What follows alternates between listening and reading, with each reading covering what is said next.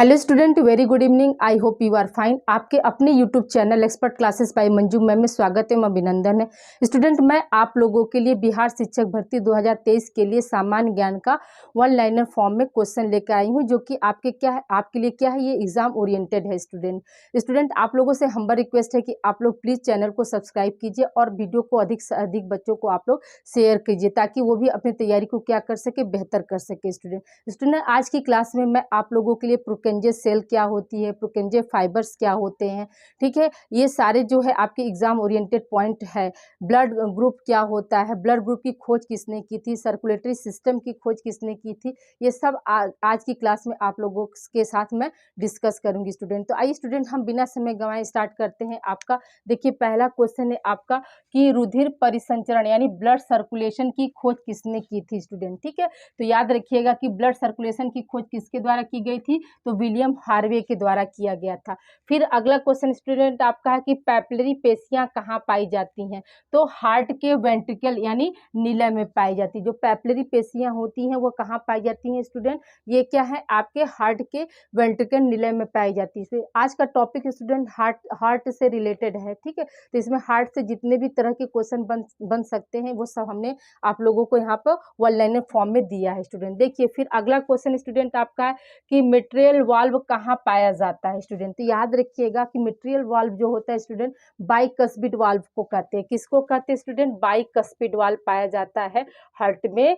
Bicuspid valve को ही क्या कहते हैं, मिट्रियल वाल्व कहते हैं। स्टूडेंट ठीक है, बाइकस्पिड वाल्व को क्या कहते हैं, मिट्रियल वाल्व कहते हैं। और ये कहाँ पाया जाता है स्टूडेंट, तो याद रखिएगा कि बाएं आलिंद व नीलय के बीच में होता है, यानी लेफ्ट आर्ट्रियम और लेफ्ट वेंट्रिकल के बीच में क्या होता है, बाइकस्पिड वाल्व, या इसी को हम क्या बोलते हैं, मिट्रियल वाल्व पाया जाता है। याद रखिएगा कि आपको क्वेश्चन बन सकता है कि हार्ट में कितने तरह के कपाट पाए जाते हैं या वाल्व पाए जाते हैं। तो स्टूडेंट याद रखिएगा कि हार्ट में दो तरह के कपाट यानी दरवाजा या वाल्व पाए जाते हैं। एक कौन होता है आपका, ट्राइकस्पिड वाल्व होता है, और दूसरा क्या होता है, बाइकस्पिड वाल्व होता है। ट्राइकस्पिड वाल्व जो होता है वो राइट आर्ट्रियम और राइट वेंट्रिकल में पाया जाता है स्टूडेंट, और बाइकस्पिड वाल्व जिसको हम अभी क्या बताए, इसको मिट्रल वाल्व बताया है, ये कहाँ है, लेफ्ट आर्ट्रियम और लेफ्ट वेंट्रिकल के बीच में पाया जाता है। ये वाल्व क्या कार्य करते हैं स्टूडेंट, तो ध्यान दीजिएगा कि ये क्या है, ब्लड को मतलब जैसे मान लीजिए ऊपर सुपीरियर वेना कावा और इंफीरियर वेना कावा से जब ब्लड जाता है स्टूडेंट, तो ये क्या है, ये कपाट खुलने और बंद करने का यानी अगर ब्लड जो है आपका नीलय में चला गया तो फिर से क्या हो, आलिंद में वापस नहीं आ सकता है ना। तो ये क्या है, एक दरवाजे की तरह कार्य करते हैं स्टूडेंट। ठीक है स्टूडेंट, आई होप यहाँ तक आप लोग को समझ में आ गया होगा। फिर एक क्वेश्चन यहाँ ये भी बन सकता है कि हार्ट जो है कैसा मतलब कैसा ऑर्गन है। ठीक है, मेरी बातों पर भी आप लोग ध्यान दिया करिएगा स्टूडेंट। याद रखिए हार्ट जो है कैसा ऑर्गन है, तो हमेशा ये क्वेश्चन आपके एग्जाम में पूछा जाता है। तो याद रखिएगा कि हार्ट जो है क्या है, आपका मस्कुलर ऑर्गन होता है स्टूडेंट। ठीक है, अगला क्वेश्चन स्टूडेंट आपका है कि सफेद खून किसका होता है। ठीक है, तो याद रखिएगा कि सफेद खून किसका होता है, तिलचट्टे यानी कॉकरोच का जो ब्लड होता है वो कैसा होता है, व्हाइट होता है। क्यों व्हाइट होता है स्टूडेंट, याद रखिएगा कि इसमें क्या है, हीमोग्लोबिन नामक जो पिगमेंट्स होता है, हीमोग्लोबिन नामक जो प्रोटीन होता है वो क्या है, वो इसमें अब्सेंट होता है स्टूडेंट। ठीक है, या यूं कह सकते हैं कि हीमोग्लोबिन की कमी के कारण क्या है, कॉकरोच या तिलचट्टे का जो ब्लड होता है वो कैसा होता है, व्हाइट होता है स्टूडेंट। ठीक है, अगला क्वेश्चन स्टूडेंट आपका है कि प्रोकंजे सेल कहाँ पाई जाती है। देखिए स्टूडेंट दो चीजें होती है, एक होता है प्रोकंजे सेल और दूसरा क्या होता है, प्रोकंजे फाइबर होता है स्टूडेंट। ध्यान दीजिएगा कि जो प्रोकंजे सेल होती है वो कहाँ पाई जाती है, तो मानव मस्तिष्क में,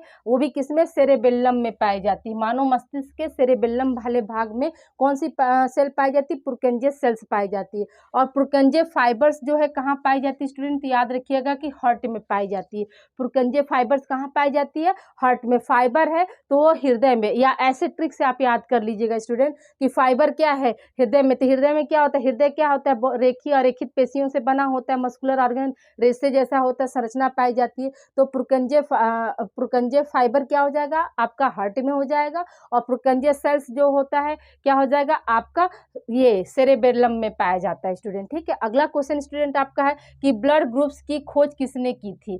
ठीक है, ब्लड ग्रुप्स की खोज किसने की थी स्टूडेंट, तो क्या बताएंगे, लैंड स्टीनर के द्वारा क्या है, ब्लड ग्रुप्स की खोज की गई थी। ब्लड ग्रुप्स कितने होते हैं स्टूडेंट, तो चार होते हैं, ए बी और ओ। क्या है, ए बी और क्या है ए बी ब्लड ग्रुप और क्या होता है O blood group. O blood group को हम क्या बोलते हैं स्टूडेंट, उसको हम सर्वदाता बोलते हैं, यानी सभी को देने वाला ब्लड क्या कौन सा होता है आपका ओ ब्लड ग्रुप होता है। अगला क्वेश्चन स्टूडेंट है आपका कि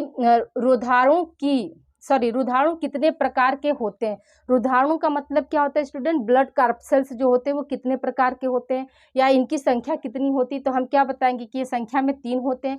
कौन कौन से, एक होता है आरबीसी, डब्ल्यूबीसी और प्लेटलेट्स होता है। कौन कौन सा है आपका कार्पसेल्स, ब्लड कार्पसेल्स कौन कौन सा होता है, याद रखिएगा कि 3 होते हैं। कौन कौन से, आरबीसी, डब्ल्यूबीसी और प्लेटलेट्स। आरबीसी को हम क्या बोलते हैं, रेड ब्लड कार्पसेल्स बोलते हैं। डब्ल्यूबीसी को हम क्या बोलते हैं, व्हाइट ब्लड कार्पसेल्स बोलते हैं। और प्लेटलेट्स को प्लेटलेट्स नहीं बोलते। अब मेरी बातों का आप ध्यान दीजिएगा स्टूडेंट, आरबीसी का रासायनिक नेम क्या होता है या दूसरा नाम क्या होता है स्टूडेंट, याद रखिएगा कि आरबीसी को हम क्या बोलते हैं, इरिथ्रोसाइट्स बोलते हैं। क्या बोलते हैं स्टूडेंट, इरिथ्रोसाइट्स बोलते हैं। आरबीसी का दूसरा नाम क्या हो जाएगा, इरिथ्रोसाइट्स हो जाएगा। लिख लीजिए स्टूडेंट, इरिथ्रोसाइट्स क्या है, आरबीसी का नाम होता है।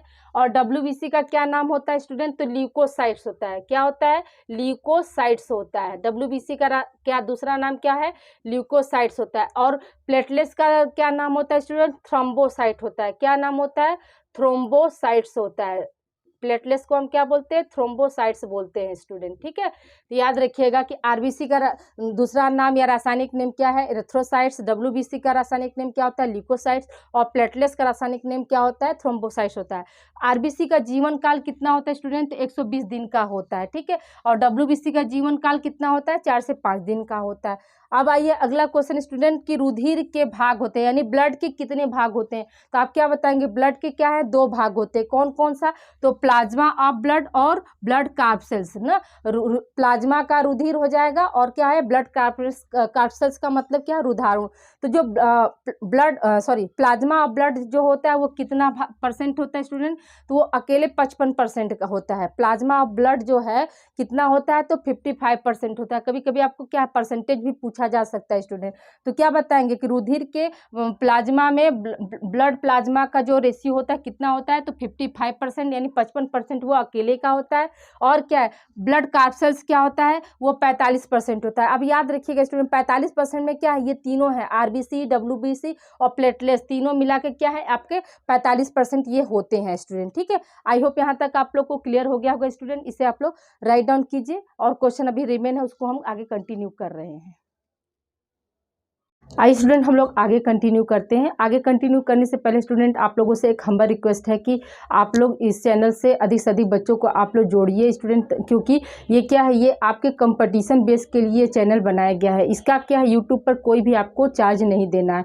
इसी चैनल पर को करिकुलर का भी कोर्स चलता है स्टूडेंट, जो कि क्या है, ऑल ग्रेजुएशन बेस्ड है स्टूडेंट। हम सभी क्या है, को करिकुलर का ही कोर्स अगर पढ़ ले तो हमारे जितने भी बेसिक जो कॉन्सेप्ट है स्टूडेंट वो क्या है, क्लियर हो जाएंगे। अगर आप लोग के पास अगर समय बचता है स्टूडेंट, तो आप लोगों से हम्बल रिक्वेस्ट है कि आप लोग क्या है, सिर्फ को मतलब प्ले लिस्ट के जरिए जाकर जो MCQ सीरीज है सिर्फ आप उसी को देख लीजिए, तो आपका क्या हो जाएगा, मैक्सिमम जो पोर्शन है आपका कंप्लीट हो जाएगा स्टूडेंट। जैसे 4th सेमेस्टर का फिजिकल एजुकेशन एंड योगा है, तो उसमें क्या है, कितने तरह के स्पोर्ट्स होते हैं, कौन सा स्पोर्ट्स जो है कहाँ का है, कहाँ का कौन सा खेल प्रसिद्ध है स्टूडेंट, और फिर क्या पतंजलि से रिलेटेड योगा क्या होता है, ये सारे जितने भी आपके मतलब जनरल क्वेश्चन जो बनेंगे स्टूडेंट, वो सब क्या है आपका इसी चैनल पे अवेलेबल है। तो अगर आपके पास समय है स्टूडेंट, तो आप लोग क्या करिए, आप लोग जो है को करिकुलर के चैनल को भी जाकर, यानी को करिकुलर के कोर्स को भी जाकर प्लेलिस्ट के जरिए देख सकते हैं। सिर्फ आप MCQ भी सॉल्व कर लीजिए स्टूडेंट, तो भी आपका क्या है, मैक्सिमम पोर्शन क्या है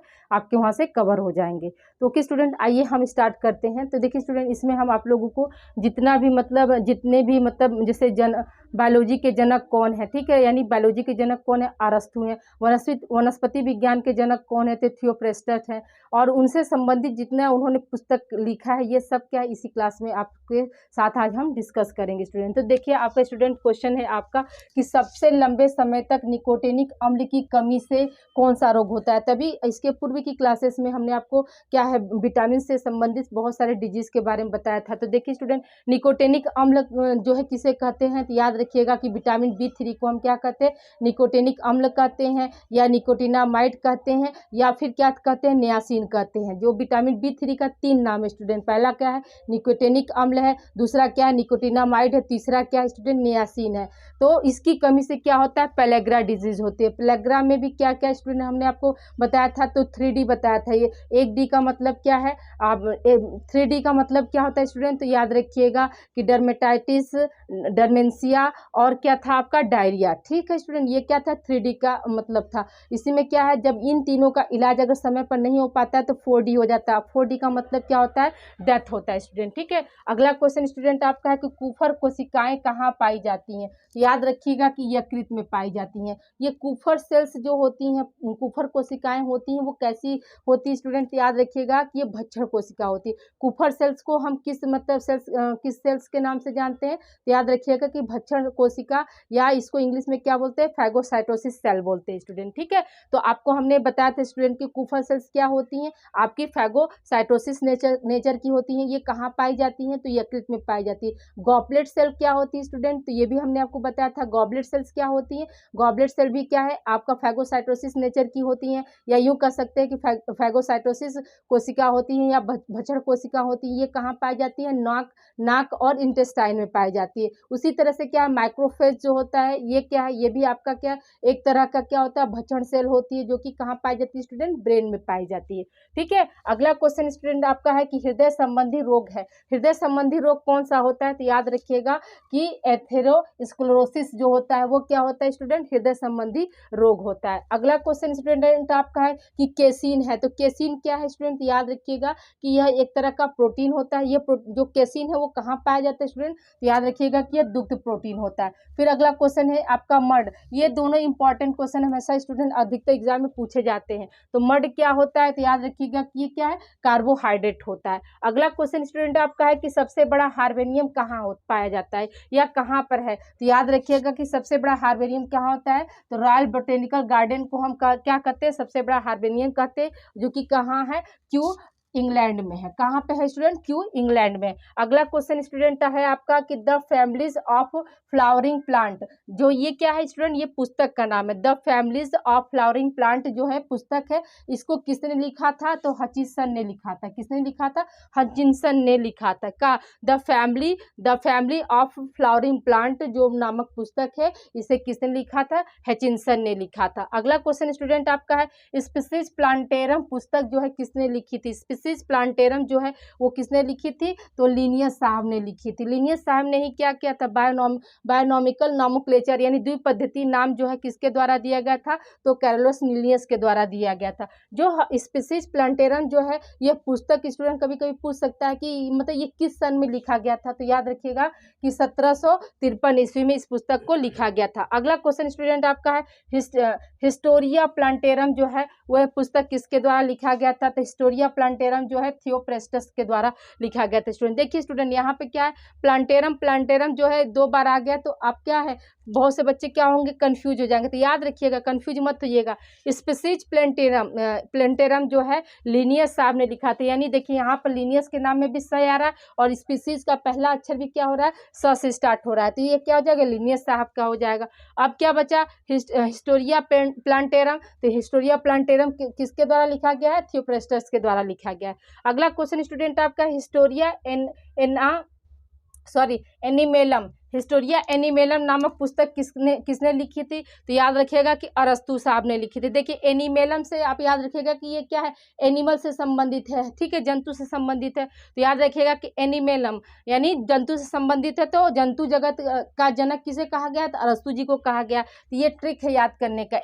हिस्टोरिया एनिमेलम जो है कौन से किसने लिखा है, तो अरस्तु ने लिखा है। और देखिए हिस्टोरिया प्लांट से क्या हो गया, आपका क्या बॉटनी से संबंधित हो गया, पौधों से संबंधित हो गया, तो इसको किसने लिखा है, थियोफ्रेस्टस ने लिखा है। अगला क्वेश्चन स्टूडेंट आपका है कि जंतु जगत का जनक या पुरातन जंतु वर्गीकरण के जनक कौन है। ठीक है, जंतु जगत यानी बायोलॉजी के जनक, या इसी को कैसे पूछ सकता है, पुरातन जंतु वर्गीकरण के जनक कौन है। तो याद रखिएगा कि ये इसके जनक कौन है स्टूडेंट, अरस्तु जी हैं। ठीक है, अगला क्वेश्चन स्टूडेंट आपका है कि वनस्पति विज्ञान के जनक कौन है। तो ये कौन है आपके वनस्पति विज्ञान के जनक, तो थियोप्रेस्टस हैं स्टूडेंट। कौन है, थियोप्रेस्टस हैं। आई होप यहाँ तक आप लोग को क्लियर हो गया होगा स्टूडेंट। इसे आप लोग राइट डाउन कीजिए। कुछ क्वेश्चन और रिमेन है, उसे हम अभी मैंने कुछ क्वेश्चन क्या है बिहार से रिलेटेड है स्टूडेंट, तो उसको हम आगे कंटिन्यू कर रहे हैं। ठीक है,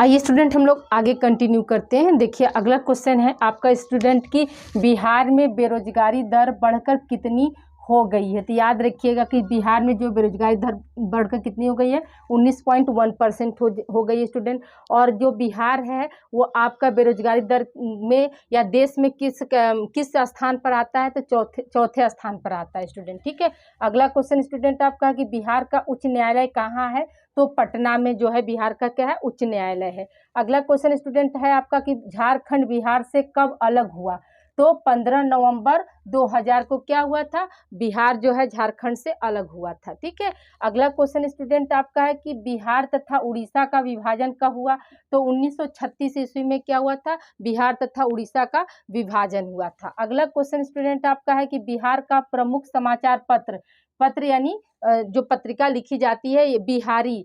ठीक है, आपको क्वेश्चन यहाँ दो बन सकता है स्टूडेंट कि बिहार का प्रमुख समाचार पत्र कौन सा है, तो क्या हो जाएगा आपका बिहारी हो जाएगा। और बिहारी जो है उसके मतलब उसके संस्थापक कौन है, तो याद रखिएगा कि बाबू महेश्वर प्रसाद हैं। ठीक है, अगला क्वेश्चन स्टूडेंट है आपका कि बिहार में किसान सभा की स्थापना किसने की थी। ठीक है, या बिहार में किसान सभा की स्थापना जो है किसके द्वारा किया गया था, तो क्या हो जाएगा शाहजहां सरस्वती के द्वारा किया गया था। अगला क्वेश्चन स्टूडेंट है आपका कि 1857 की क्रांति में बिहार के नेता थे। ठीक है, 1857 की जो क्रांति हुई थी उस समय, तो स्टूडेंट उस समय बिहार के कौन से नेता थे, तो याद रखिएगा कि कुंवर सिंह थे। आपको यहाँ पर क्वेश्चन ऐसे भी बन सकता है कि कुंवर सिंह जो है किस राज्य के नेता थे। ठीक है, तो आप क्या बताएंगे कि बिहार के नेता थे। ठीक है, अगला क्वेश्चन स्टूडेंट नालंदा विश्वविद्यालय को नष्ट किसने किया था, तो याद रखिएगा कि नालंदा विश्वविद्यालय को नष्ट किसके द्वारा किया गया था, तो बख्तियार खिलजी के द्वारा किया गया था। यानी नालंदा विश्वविद्यालय का जो वैभव जो नष्ट हुआ तो किस मुगल साम्राज्य के द्वारा हुआ था,